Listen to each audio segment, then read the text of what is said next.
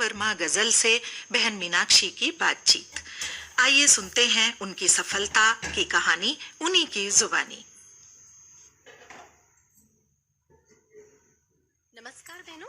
रुके न तू, झुके न तू कभी, रुकना तेरा काम नहीं। तू धरा बन, धर्म धीरज हृदय बीच समाहित कर, तू हवा बनकर बहती जा, रुकना तेरा काम नहीं। जी हाँ बहनों, आज हम आपको मिलवाने जा रहे हैं ऐसी शख्सियत से जिनकी मधुर आवाज को आपने रेडियो से कई बार सुना है। प्रतिभाशाली, आकर्षक व्यक्तित्व और सुमधुर वाणी से धनी हमारी इन मेहमान का परिचय जानने से पहले आपको मैं बता दूं कि जो पंक्ति मैंने अभी पढ़ी थी वो इन्हीं के द्वारा रचित है।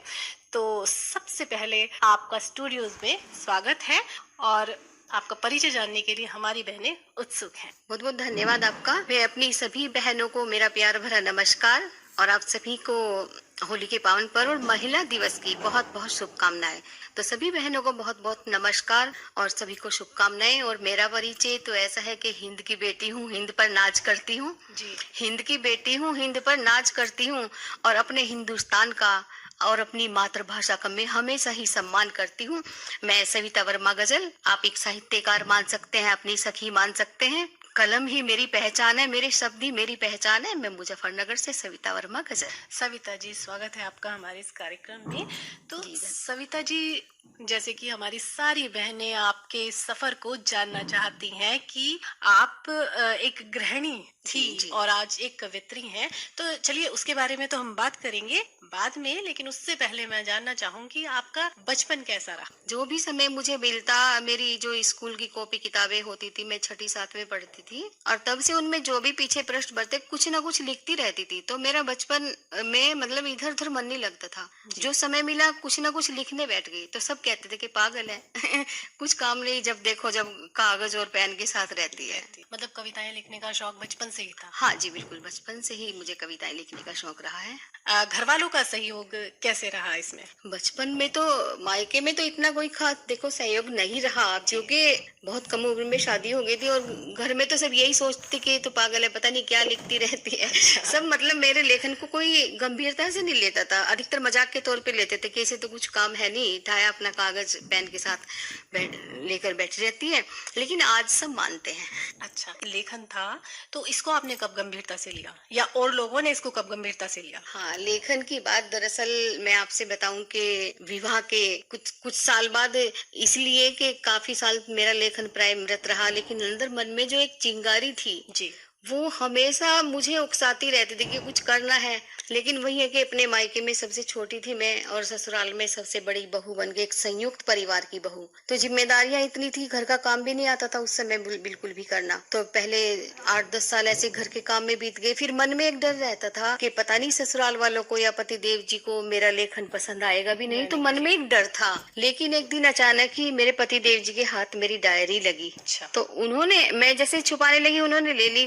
कहने लगे कि ये डायरी किसकी है? मैंने कहा मेरी है। कि किसने लिखा है? मैंने कहा ये सब मैंने ही लिखा है। तो उस समय सच में एक अंदर से ना मेरी आंखें भर आई कि मैं क्या थी और मैं कैसे मतलब घर के उसमें भूल गई अपनी लेखन। भूली नहीं थी लेकिन छुप छुप के लिखती थी। तब भी जो समय मुझे ससुराल में मिलता उसमें मैं लिखती थी। तो उस दिन पति देव जी पढ़ी तो वो कहने लगे तुम लिख ही नहीं सकती। मैंने कहा क्यों?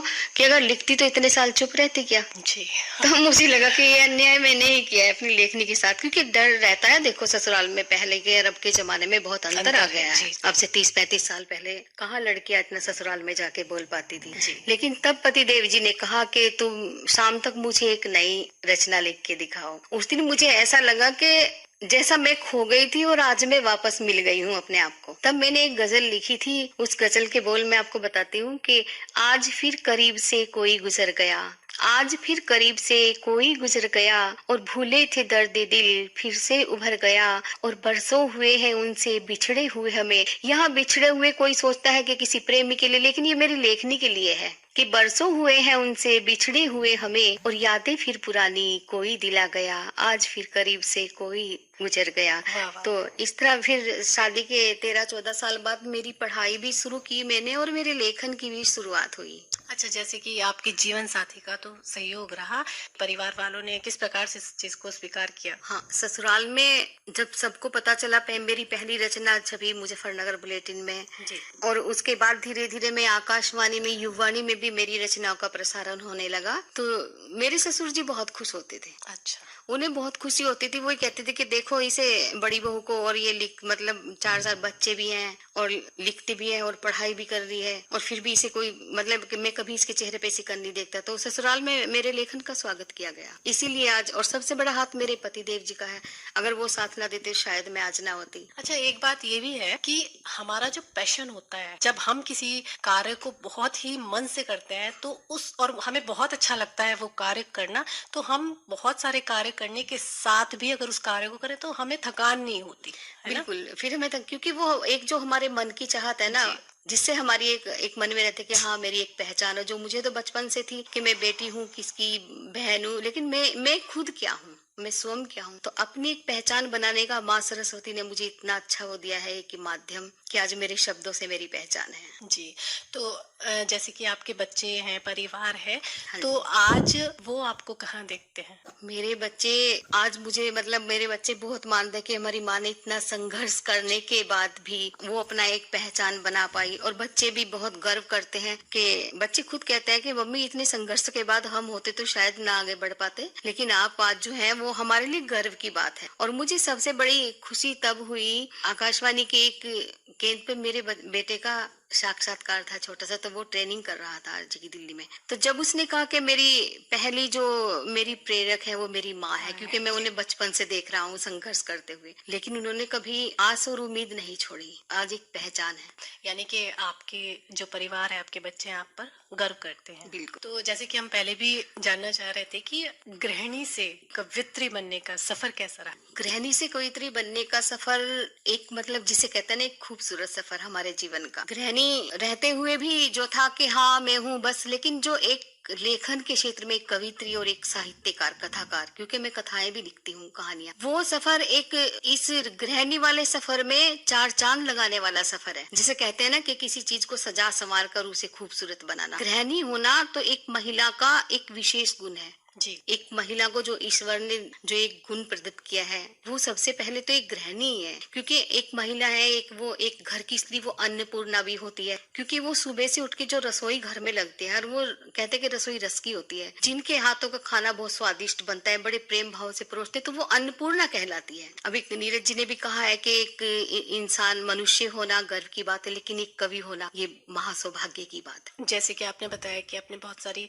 कहानियां भी लिखी हैं और भी आपकी बहुत सारी रचनाएं हैं, तो आप अपनी रचनाएं आपकी कौन कौन सी हैं, थोड़ा सा बताइए। रचनाएं तो बहुत हैं। मेरी पहली पुस्तक 2012 में आई थी, काव्य संग्रह पीड़ांतर मन की। जी। उसके बाद फिर 2021 में मेरा एक कहानी संग्रह आया, कथा संग्रह, जिसका नाम था एक थी महुआ, जिसे मेरे पाठकों ने हाथों हाथ लिया, खरीद के पढ़ा। वो आज मेरे पास मुश्किल 2 प्रति बचा पाई हूँ, पाठक आज भी उसकी मांग करते हैं। और अभी 2022-23 में मेरी एक पुस्तक उत्तर प्रदेश हिंदी संस्थान लखनऊ से लेखन प्रकाशन अनुदान योजना के तहत प्रकाशित हुई है, जिसका नाम है अभी नयन है रीते। ये इसमें अभी अधिकनी भी रचनाएं हैं, ये नारी बोध की रचनाएं हैं। और मैं आपके आकाशवाणी केंद्र के माध्यम से उत्तर प्रदेश हिंदी संस्थान का हृदय से आभार करती हूँ, जो हमें सहायता देते हैं, जिनकी सहायता से, जिनके सहयोग से आज मेरा तीसरा काव्य संग्रह आया, मेरी तीसरी पुस्तक। जैसे कि आप एक कवित्री हैं, तो आप अपनी कुछ रचनाओं से हमारी बहनों को और हमें अनुग्रहित करना चाहेंगी? जी बिल्कुल, मैं प्रेरणा देती एक अपनी रचना प्रस्तुत करती हूँ कि अबला नहीं है हम और ना ही हम बेचारी हैं, अबला नहीं है हम, ना ही हम बेचारी हैं। ए रक्त बीज की वंशज सुनो, हम उसी हिंद की नारी हैं। ए रक्त बीज की वंशज सुनो, हम उसी हिंद की नारी हैं, जहाँ सावित्री ने से यमराज ने भी मात खाई है, जहाँ रणभूमि में झांसी की मनु को देख दुश्मन की सेना थरथराई है। जब भी कुदृष्टि डाली नारी पर, दुर्गा माँ धरती पर आई है। हम दुर्गा हैं, हम वो चंडी और काली हैं। जब भरी सभा थी मूक, तब आंचल खींचा द्रौपदी का, थी उसकी करुण पुकार में भी वो शक्ति, आचीर बढ़ाया माधव ने।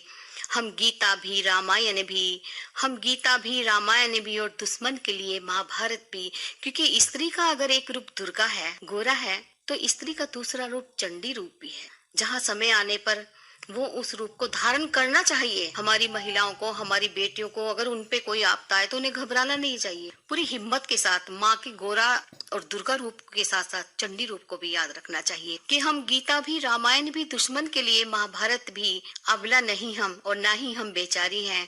हम सीता हैं, हम राधा हैं, मीराबन हम ही तो गीत प्रीत के गाती हैं और जन्म देकर सुरवीरों को सीमा के प्रहरी बनाती हैं। हम नहीं मौत से घबराती, हम नहीं मौत से घबराती, धरती और अंबर तक का सफर निडर हो तय कर पाती हैं।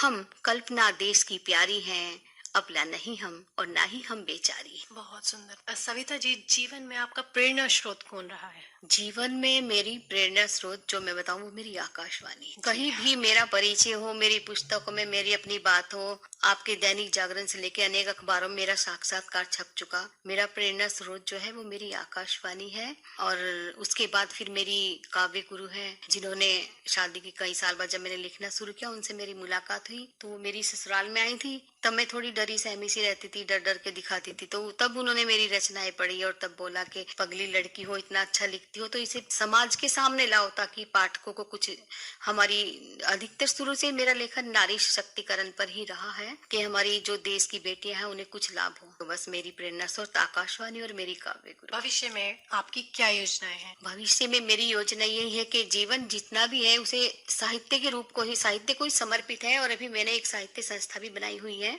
तो वही है मेरा जीवन का लक्ष्य कि एक साहित्य संस्था मेरी शब्द संसार के नाम से, जहाँ पे नवोदितों को और वरिष्ठ जनों को सभी को मंच मिलता है। और हमारी संस्था का पहला संग्रह भी आया है जो है पत्र संग्रह मेरी पाती तेरे नाम। क्योंकि मेरे जीवन का लक्ष्य ये भी रहता है, मैं आपसे बताऊं कि जो हमारी विधाएं लुप्त हो चुकी, उन विधाओं को हम नई पीढ़ी के सामने लाए। इसी सोच को अहमियत देते हुए, महत्व देते हुए मैंने वो पत्र संग्रह निकाला। उसमें काफी अच्छे पत्र हैं। आपने जो अपनी पंक्तियां कही हमारी बहनों के लिए और हमारे लिए बहुत ही खूबसूरत थी। अब हमारी बहनों को चलते चलते आप क्या संदेश देना चाहेंगे? चलते चलते मैं अपनी बहनों को काव्य पंक्तियों के माध्यम से ही एक संदेश देना चाहूंगी, क्योंकि कवित्री है तो बात भी कविताओं में ही होनी चाहिए। बिल्कुल। कि पथ में सूल बिछे हो माना, पथ में सूल बिछे हो माना, लेकिन तू रुक जाना नहीं। पथ में सूल बिछे हो माना, लेकिन तू रुक जाना नहीं। और पीड़ाओं के द्वार खुले हों, पीड़ाओं के द्वार खुले हों, लेकिन तू घबराना नहीं। पीड़ाओं के द्वार खुले हों, लेकिन तू घबराना नहीं। और बस बढ़ते ही जाना पथ पर, बस बढ़ते ही जाना पथ पर। तुम अपनी मस्ती में और पग में छाले लाख पड़े हों, पग में छाले लाख पड़े हों, लेकिन तू रुक जाना नहीं। अपनी बहनों से अंत में यही कहूंगी कि परिस्थितियां भले ही कैसी भी हों, अपने आप को जिंदा रखिए। परिवार और समाज, देश के साथ साथ आप क्या है, आप उसे भी जिंदा रखिए। स्वयं की कदर नहीं करेंगे, खुद को अहमियत नहीं देंगे तो कोई हमारी कदर नहीं करेगा। बहुत बहुत बधाई, धन्यवाद आपको भी, आपने मुझे अपने स्टूडियो में आमंत्रित किया। क्रम उड़ान हौसलों के लिए आप आई और आपने बहुत अच्छी बातचीत की, अपने जीवन सफर के बारे में बताया। जरूर आशा है कि हमारी बहनें आपके जीवन से प्रेरणा लेंगी और आपकी कविताओं से जरूर प्रेरणा लेंगी। सविता वर्मा जी, आपका बहुत बहुत धन्यवाद। जी धन्यवाद आपका भी, और सभी बहनों का नमस्कार।